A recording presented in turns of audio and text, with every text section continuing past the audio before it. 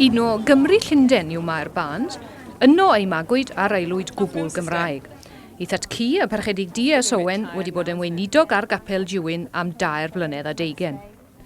Yn yr awyrgylch yma, llwyddodd i gadw ei Chymraeg, a phenderfynodd fynd i goleg y Brifysgol ym Mangor i wneud gradd mewn astudiaethau Beibledd. Yna'n syth i fyd masnachol o bopeth. Dwi'n credu bod o'n hollol wahanol i'r byd academaidd, ac o'n i'n awyddus iawn mynd i mewn i'r byd ffasiwn pryd hynny, ac o'n i'n hoff o dillad a sgidiau fel mae Geneth. Mae bob dydd yn siop fel hyn yn fyw ac yn wahanol, ac dwi'n credu dwi'n lecio bywyd reit llawn. We got there, Gertie. Great. O'n i'n gwerthu yn Harrods yn Llundain am 6 mis bron cyn i mi dechrau dringo'r ladder. Gwerthu towels o'n i, ac ar ôl hynny gwerthu China ac saucepans a pethau fel yna. Ac yn dringo fyny'r ladder chydig iawn. Oedd hi yno i Fanceinion i fod yn brynwr, a dyrchafiad cyflym i fod yn is-bennaeth ar holl drefn marchnata'r stor fawr yno. Yna nôl i Gymru, yn is-reolwr ar Howells, siop fwyaf wlad. Ymhen blwyddyn a hithau ond yn 20 oed i gwneud yn reolwr. Gori chwilio 10 miliwn o bunnoedd o gyfanswm busnes blynyddol, a gofal am 800 o staff. Dyna ei chyfrifoldeb erbyn hyn. Merch ifanc llawn brwdfrydedd. Faint o newid sy'n fod yn y siop? Mae'n siop lyflu dwi'n meddwl, ond mae yna lle i gwella llawer o'r ffasiwn a'r dillad dynion. Dwi eisiau hefyd symud dipyn bach o'r glas a'r China ar y ground floor ac i gadael mwy o le i'r pobl dod i mewn yn fanna. Ond, well, little by little. What do you feel, Mr. Turk? Is it a bit flat? Yes, I think we've got to do something with the tops of these fixtures. Get some of the figures around. Pam mae mor bwysig bod chi'n dod lawr, mae mor aml? Wel, dyma ar y llawr, dyma lle mae'r cwsmeriau, dyma popeth yn digwydd ar fan hyn. Ac da chi'n cael teimlad am y busnes ar y shop floor, dyn ni'n galw o. Pa mor aml chi'n gweld beiau? O hyd y rei bach, ac rei mawr yn cymryd mwy amser i meddwl amdano nhw, ac mynd nôl ac i studio plans a pethau fel yna i newid lle'r siop rownd o beth. Beth yw ymateb y bobl nawr felly sy'n gyfrifol am y bai pan mae chi yn dangos y bai iddyn nhw? Wel, fel arfer, da chi'n cael sgwrs bach a deud wrthyn nhw, os am well wneud hwn fel hwn neu fel llall. Ac fel arfer, maen nhw'n gweld yr pwynt ac yn symud pethau neu wneud ticid newydd ar y dillad. I chi'n berson sy'n credu mewn disgyblaeth lem? Wel, dwi'n credu mod i. Dwi'n credu bod y staff yn hoffi bod rhywun yn gry ac yn deud yn bendant yn deud wrthyn nhw be maen nhw'n gorfod wneud. Ac dwi'n gobeithio mod i'n 10. Wrth gwrs eich chi'n ferch, ac mae rhywbeth gwbl ddieth iddyn nhw mae'n debyg i gael merch y fos arnyn nhw. Beth yw ei ymateb nhw wedi bod? Wel, dda iawn hyd at yn hyn. Maen nhw'n meddwl bod o'n dipyn o newid bod ddynas wrth y top ac yn mwynhau hynny. Ydych chi wedi cael mwy o groeso felly wrth y merched sy'n gweithio yma? Wel, posib gan bod yna mwy o merched yn gweithio yma na mae yna dynion. Un o'r cwynion cyson i chi'n glywed y dyddiau yma yw o gyfeiriad y cwsmer nawr. Na dyw e ddim yn cael digon... Yes, just over there. Thank you.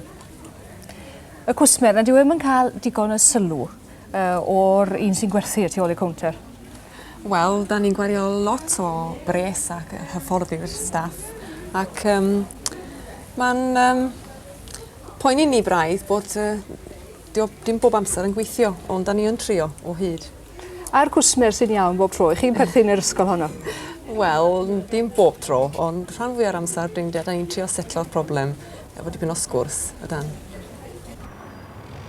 Mae yna ddelwedd arbennig yn perthyn i siop Howard, wrth gwrs. Hi ydy'r siop fwyaf yng Nghymru ac mae yna duedd i ni feddwl felly bod hi'n denu'r cyfoethogion. A rhai yn dweud eich bod rhaid i chi wrth bod chi'n prynu nwydden Howells i dalu ychydig yn rhagor. Am yr enw, ydy hyn yn wir?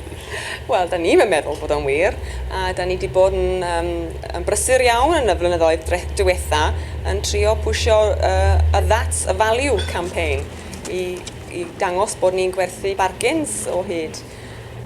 Mae o'n wir bod yna pethau wahanol yn Howells, a da chi'n gorfod talu mwy am heini.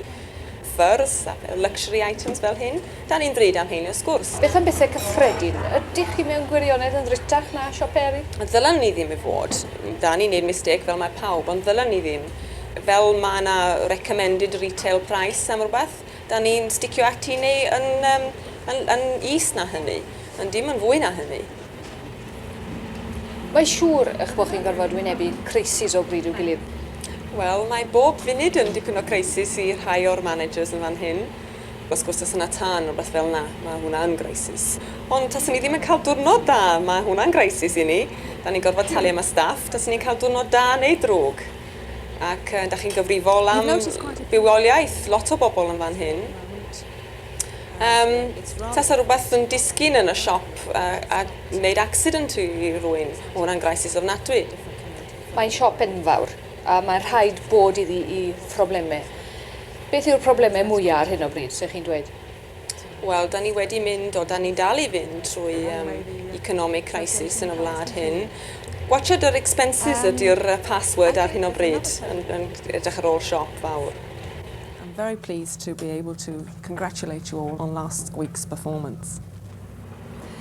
I chi yn gweithio'n galed iawn, i chi'n cyrraedd yma yn gynnar yn y bore, i chi'n gweithio tan hwyr yn y nos, sadwrn a chwbl.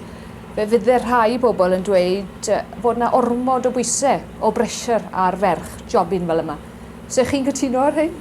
Wel, dwi'n meddwl bod yna wahaniaeth os o'n i'n merch neu dyn yn eistedd tu nôl i'r desg fan hyn. Dwi'n credu dwi'n gweithio'n galed iawn ar hyn o bryd gan bod dwi'n newydd. Mae hwnnw'n reit hawdd i deall. Dwi'n credu bod y straen ar bob manager dyddiau yma yn busnes retailing, da chi'n gorfod gweithio'n oriau hir. A mae'r byd tu allan i'r retailing wedi arfer am mwy o leisure hours na da ni'n cael. Ond fel na mai, dwi wedi dewis y job, dwi'n mwynhau o, dwi ddim yn cwyno. Fel chi wedi cyrraedd y rys ucha, beth gwbl anarferol i ferch. O'ch chi'n ffindio eich bod chi yn gorfod bod yn well na'r dynion oedd yn ceisio am yr un swydd? Ydw, dwi yn credu hynny. Os ni'n deud ti rhywbeth fel 25% yn well. Dwi'n credu bod mae yn hollol newydd i ddynas rhedeg siop fawr fel hyn. Ac oedd rhaid i'r pobl oedd yn interview o fi i credu yn fi. Ac oedd rhaid i mi fod yn well na'r dynion i cyrraedd y swydd yma. Dwi'n credu hynny.